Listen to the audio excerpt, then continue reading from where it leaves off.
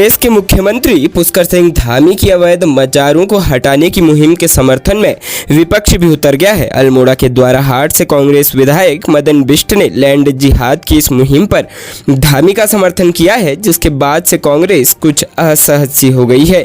बिष्ट ने कहा कि धामी का ये फैसला सड़क सुरक्षा की दृष्टि से भी सही है।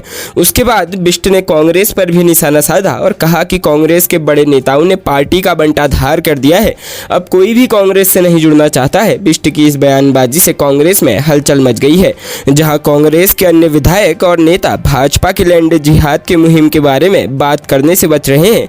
हालांकि कांग्रेस भाजपा के इस मुहिम के बिल्कुल खिलाफ है, फिर भी वह इस पर बयान देने से कन्नी काट रहे हैं।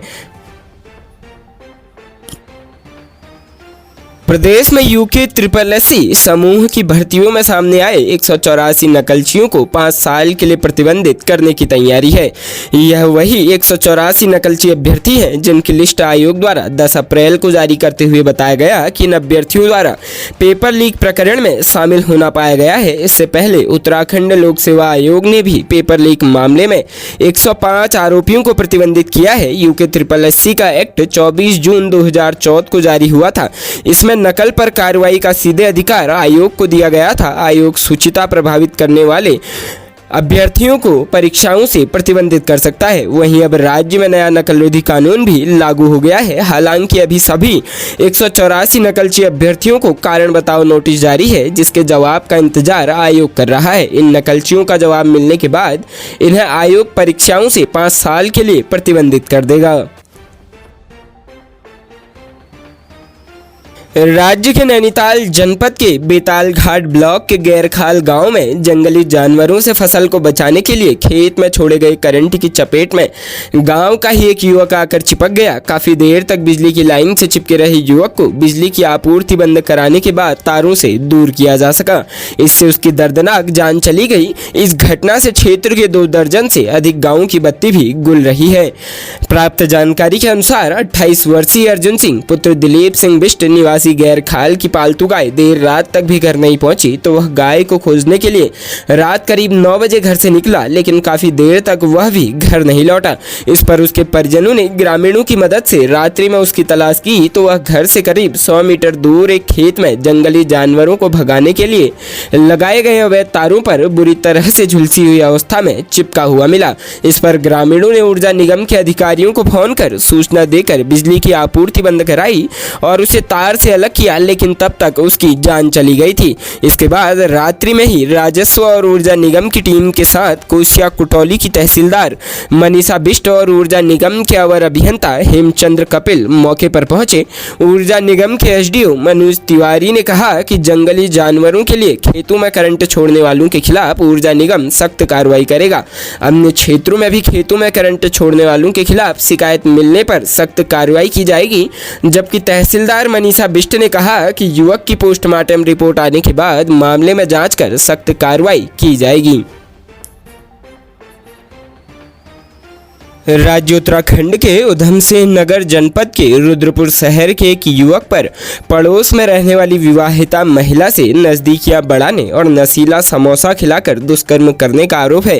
पीड़िता ने कोतवाली में तहरीर देकर आरोपी के खिलाफ कार्रवाई की मांग की है। रुद्रपुर निवासी महिला ने तहरीर में बताया कि कुछ दिनों पहले पति से अनबन होने के कारण वह मायके आ गई थी। वो एक बच्चे की मां भी है। मायके आने के बाद उसके पड़ोस में रहने वाले युवक के साथ नजदीकियां बढ़ गई। पीड़िता ने आरोप लगाया कि शनिवार को युवक उसे बहला फुसला कर अपने घर ले गया। वहां उसने युवती को नशीला समोसा खिलाया, जिसके बाद युवती बेहोश हो गई।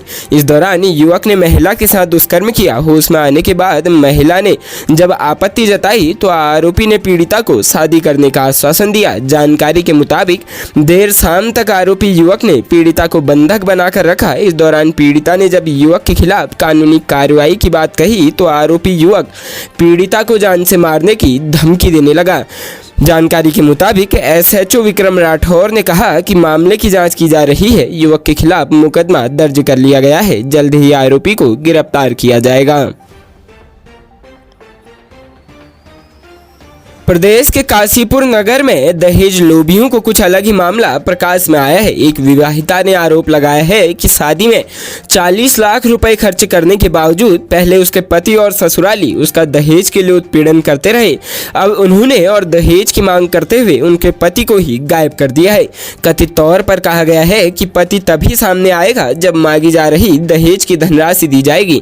मामले में महिला की तहरीर पर पुलिस ने पति, सास व ननद आदि ससुरालियों के विरुद्ध संबंधित धाराओं में अभियोग दर्ज कर लिया है और पुलिस अब आरोपियों की गिरफ्तारी के प्रयास में जुटी हुई है। पुलिस से प्राप्त जानकारी के अनुसार पुलिस को दी गई तहरीर में शहर के मोहल्ला खालसा निवासी सैफ अली वर्मा पुत्री हरिबाबू शर्मा ने बताया कि उसका विवाह हिंदू रीति रिवाज के साथ 30 नवंबर 2019 को प्रांशु वर्मा पुत्र स्वर्गीय पवन कुमार गुप्ता निवासी 49 वर्ष कोयल गुटीर पीपल वाली गली, तिलक नगर, कोटला रोड, फिरोजाबाद, उत्तर प्रदेश के साथ हुआ था। विवाह के समय उसके परिजनों ने उपहार स्वरूप दान दहेज भी दिया था और विवाह में करीब 40 लाख रुपए खर्च हुए थे। लेकिन विवाह के कुछ समय के बाद से ही उसके पति प्रांशु, सास रजनी बराल व ननद प्रांजलि परनी कम दहेज लाने के ताने देकर तथा फॉर्च्यूनर गाड़ी की मांग करते हुए उसे शारीरिक व मानसिक तौर पर प्रताड़ित करने लगे। सैफ अली ने बताया कि 1 वर्ष से वह अपने पति के साथ दिल्ली में निवास कर रही थी, परंतु उसके पति एवं ननद के व्यवहार में कोई परिवर्तन नहीं आया। आरोप है कि सास, पति एवं ननद ने आपस में षड्यंत्र कर बीती 11 नवंबर 2022 को उसके पति को गायब करा दिया। तब से उसके पति का मोबाइल फोन भी बंद कर दिया गया है। उसने बीती 13 नवंबर 2022 को थाना महरौली दिल्ली में इसकी लिखित सूचना दी। तब से वह अपने मायके में अकेली रह रही है। पुलिस ने तहरीर मिलने के उपरांत पीड़िता एवं उसके परिजनों के बीच काउंसलिंग कराने के बाद तहरीर के आधार पर पति, सास व ननद के खिलाफ भारतीय दंड संहिता की धारा 323, 498A व 504 के तहत अभियोग पंजीकृत कर आरोपियों की गिरफ्तारी के प्रयास शुरू कर दिए हैं। राज्य उत्तराखंड के सीमांत जनपद पिथौरागढ़ में नगर पालिका की बजट बैठक मंगलवार को संपन्न हुई। नगर पालिका अध्यक्ष राजेंद्र रावत की अध्यक्षता में हुई बैठक में वर्ष 2023-24 के लिए बजट प्रस्तावित किया गया।